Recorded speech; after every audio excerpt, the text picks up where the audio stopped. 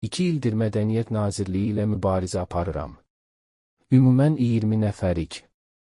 Cəmaət 1 manat rüşvət alanda 15 il iş kəsirlər. Amma Mənzər Nurəyeva orada korrupsiya ocağı açıb, heç nə etmirlər.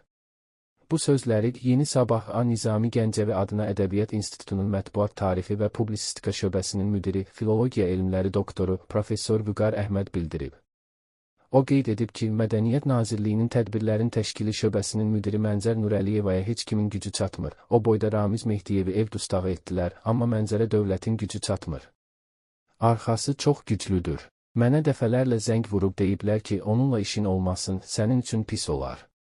Yeyir, dağıdır, yenə də toxunulmazdır. Əvvəl naziri qınamırdım, xətrini çox istəyirdim, indi görürəm ki, onun da gücü çatmır. Onda niyə oturub orada? Balıq başından iylənir. Mənzər orada 8 milyon pul yeyib. Hesablama palatası haraya baxır?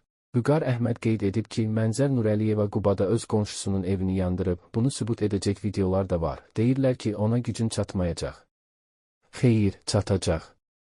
Qüruru yol vermir ki, desin, səhvlərimi boynuma alıram. Qızım Alma xanım da daxil olmaqla 20 nəfər hazırda nazirliyin qara siyahısındadır. Nazirlik, nazirin özü mesajlara cavab vermir. Əbülfəz Qarayevdən artıqsan? Belə olmaz, mədəniyyət naziri mədəniyyət sahəsini bilən olmalıdır. 60 illik yubileyində fəxri fərman verdilər. Sonra bu da çaşdı. Vəzifəyə gələn kimi hamısı harınlayır.